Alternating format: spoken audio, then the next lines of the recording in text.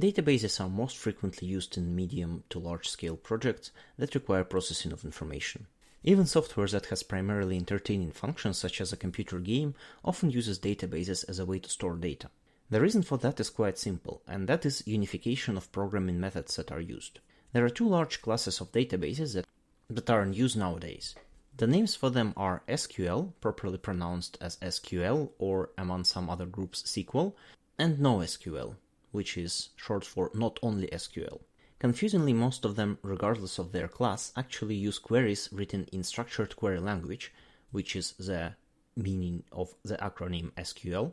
The biggest difference is that SQL databases, which are also known as relational databases, are structured and designed to provide quick and efficient queries to data that contains links between datasets. Such links are called relations. NoSQL, on the other hand, do not provide this functionality on database level at all, or have significant limitations on permitted use cases. To understand this better, let's first discuss how the data is structured in a typical relational database. The Database Management System, or DBMS, is the software that runs on the server machine. DBMS can service multiple database instances independently. Usually, an application will contain one or a few databases that serve completely different purposes. For example, one database might be dedicated to storage of user accounts, another to storage of system logs, and the last and the main one would contain data related to the main function of the application, which in some cases called business logic. Each database would in turn contain multiple, sometimes hundreds of tables. Each table has its own structure. In database terminology, this is called schema, that defines what kind of data is contained in each record.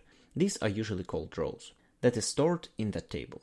For example, the table might have a structure that includes an integer number field, these are also called columns, that defines unique identity number of the record. Multiple floating point fields that contain measurements from metering device. Timestamp field that contains time at which the data has been recorded, and reference to the ID of the device that has been used in data sampling. This ID points to the row ID of a row that contains the information about the actual device, such as manufacturer's name, date of commissioning, calibration information, and so on. Depending on the structure of the table, each record might be required to have all the data necessary, or it might be allowed to omit some. In some cases, the omitted data might be replaced with table-provided defaults. Each table might contain from thousands to hundreds of millions of individual rows, and unifying structure that is known ahead of time allows us to develop efficient ways of processing data. But the storage itself would have been potentially very inefficient if we did not have relations in a relational database. To illustrate a relation, let's consider the following three tables that might be a part of an inventory system of a grocery store. In table 1, inventories, we will have columns entry ID, that is a unique label for our inventory record, lot ID, that is a reference to the unique lot, location ID, that is a reference to location, and amount, which is the actual amount of products the shop has in stock. The second table, lots, has lot ID, which is a unique label for our lot itself, and then additional information such as product name, manufacturer name, expiration date, and current price.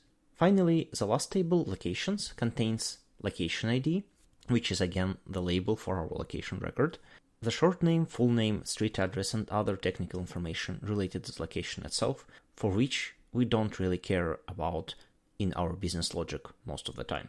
As you can see, tables, locations, and lot contain significant amount of data, and this data is shared between different records in the inventories table.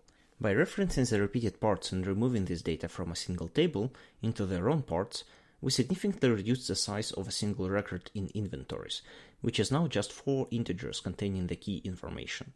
The rest can be restored by looking up, for example, location by its ID or lot by its ID. Thus, the structure still contains all the data, but in a very compact form. This form also allows convenient updates of item prices across all shops in the same chain at once by changing prices for lots.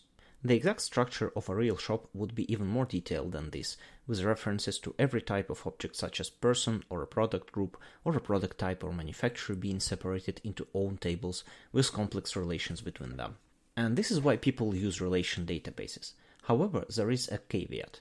Because relational databases separate data in this manner, they are not very well suited to handle data that is distributed by its nature. For example, Users of microblocks will post small messages that are mostly just the text blob, timestamp, ID of sender, and some flags that indicate visibility of the post, whether it is public or friends limited or private direct message. This data is not tightly linked together, and even more importantly, it only needs to be searchable by sender, recipient, and filterable by time. This makes use of a relational database a huge overkill. And here is where NoSQL databases come in. In a NoSQL database, queries that exploit relations are usually not possible or are very slow. It does not mean, though, that you cannot have any relations there. In fact, you can and should still structure your tables to have relations, but usually the process of matching relations into a single response will be handled not by database, but by application.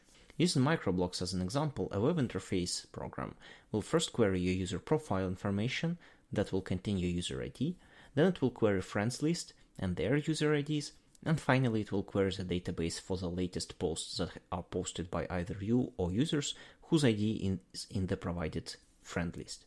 And it will then, on the client side, match poster and recipient ID of individual messages with the user information that has been queried before. And this allows this data to be distributed across multiple actual database servers that we call cluster, and each of them will contain and report in queries only a fraction of the data. And the client application, or more frequently the backend software of the service, will be used to handle the data. The biggest drawback of such distribution is that updates and queries are not guaranteed to happen in any specific order. For messages in a social network, you might sometimes see a situation that someone has posted a message and told you about it over some other media, for example by phone, but when you get in, you still don't see the post. This might occur because the person you are communicating with had their message registered in one of the servers on the cluster, but you have just made a query to another one, and it will take some time for those servers to communicate this information between each other in the process that is called replication. Unfortunately, NoSQL databases are very different from each other and serve different purposes, so if you want to learn more, you will have to find materials about them on your own. The databases that I consider primarily NoSQL are MongoDB, Apache Kafka, InfluxDB, and Logstash from ElkStack. Today I will present the basic syntax of SQL queries you can use on most of the databases, and you will work with MySQL or its open source version MariaDB, SQLite, and MongoDB in practical exercises. There are 4 main actions that you need to perform on records of a database. They are insert, update, select, and delete. Let's talk about them.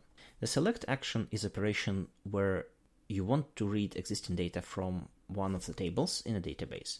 A typical syntax for that is select list of column names from table name, where filtering conditions, limit, and then maximum amount of rows to present, and ends with semicolon. Here, 5 parts are specified. First, the list of columns to select. The columns are simply listed by their name in database schema, and alternatively, a very common request can be made using wildcard selection to select all columns from the table. In such case, you need to use single asterisk instead of column name list. The second part is just the name of the table. Then a set of conditions can be placed using column names and symbol conditional operators to filter the values according to some criteria. For example, if some column value is less or greater than some number. And finally, you can specify the maximum amount of returned results. This is helpful if you are only interested in a sample of results before making processing of the whole set. The filtering and limits parts of select statement can be omitted to select all rows. Thus, the simplest select query you might use to select all columns for all rows from a single table can look like select asterisk from some table and semicolon. Insert is an operation of adding new rows into the table. The syntax for insert is insert space into space, table name, list of column names in round brackets, and then values for those columns also in round brackets. In addition to table name and list of columns, a matching list of values should be provided. In this list, numbers are written as is, while strings and timestamps must be placed in double quotation marks. There are no optional parts in this statement. However, unless required by schema, you don't have to provide values for all columns. For example, values for sequential key values will be typically automatically generated for the new data to ensure uniqueness. For example, in the case of our hypothetical shop database, adding new values for the columns could look like this. Insert into Inventories, and then lot ID, location ID, and amount in brackets, values, and 1237563, 1, 500 as values. Update is used to set new values for columns in existing rows. The update statement looks like update, table name, set, column name equals new value, comma, another column name equals another value, comma, and so on. And when you are done with values, you finish it with where, space, filtering conditions, semicolon. Update usually fails if no matching rows exist, and update can handle multiple rows at once and can be used to apply changes to existing values of each of the affected rows rather than defining new values altogether. For example, you can query update inventories to set amount equal to amount minus 10, where lot ID is set to some value. And this will decrease value in the amount column for all inventory rows with the specified lot ID. Finally, delete is used to remove rows from the table altogether. The syntax for that is delete from table name, where filtering conditions, semicolon. The syntax is very similar to select and update and must contain table name and might contain filtering conditions that will select rows that you want to delete.